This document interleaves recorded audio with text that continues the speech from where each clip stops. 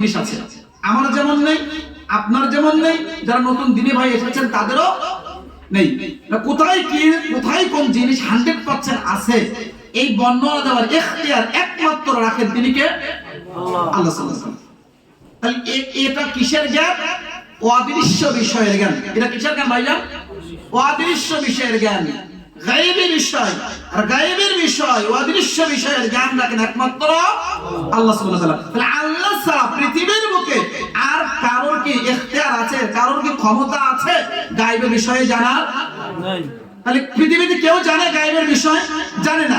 এখন আপনি যদি বলেন যে আল্লাহ যেমন অদৃশ্য বিষয়ের জ্ঞান রাখেন, ঠিক তদ্রূপ আমার পীর সাহেব এটা জানেন, আমার বুজুর্গানে দ্বীন এটা জানেন, আমার মসজিদের ইমাম সাহেব জানেন, বা আমার খতিব সাহেব এটা জানেন, যখন এই আকীদা পোষণ করবেন, এই আকীদা পোষণ করে কি হয়ে যাবে? শিরক হয়ে যাবে। কারণ আল্লাহ রাব্বুল আলামিনের বৈশিষ্ট্যের সাথে একজন মানুষকে আপনি জড়িয়ে দিবেন। মনে রাখার চেষ্টা করবেন, পৃথিবীর বুকে যত বড় বড় পাপ রয়েছে তার মধ্যে সবচেয়ে বড় পাপ হচ্ছে শিরক। শিরক ছাড়া পৃথিবীর বুকে আরো যত বড় বড় পাপ রয়েছে, এই পাপগুলো আপনি আমি চাইলে মহান রবের নিকট থেকে ক্ষমা করে নিতে পারি, কিন্তু শিরক এমন একটি পাপ, শিরক এমন একটা গুনাহ যা সহজেই আপনি আমি মহান রবের নিকট থেকে ক্ষমা করে নিতে পারি না।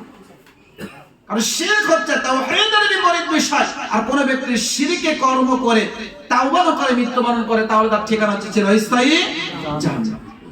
এজন্য মুসলিম দিনে বইটাকে মুসলিম দিনে ভাই, মুসলিম দিনে বইটাকে মুসলিম দিনে বোন আপনাকে বলতে চাচ্ছিলাম, শিরকি কর্মকে যে কোনো মূল্যে আমাদেরকে বর্জন করতে হবে। শিরকি কর্মগুলো কি সে সম্পর্কে আমাদেরকে জ্ঞান রাখতে হবে। যদি জ্ঞান না থাকে কোনটা শিরক, কোনটা বিদআত, কোনটা কুসংস্কার, তাহলে আপনার আমার দ্বারা সমাজে যত শিরকি কর্ম আছে এগুলো ঘটতে পারে।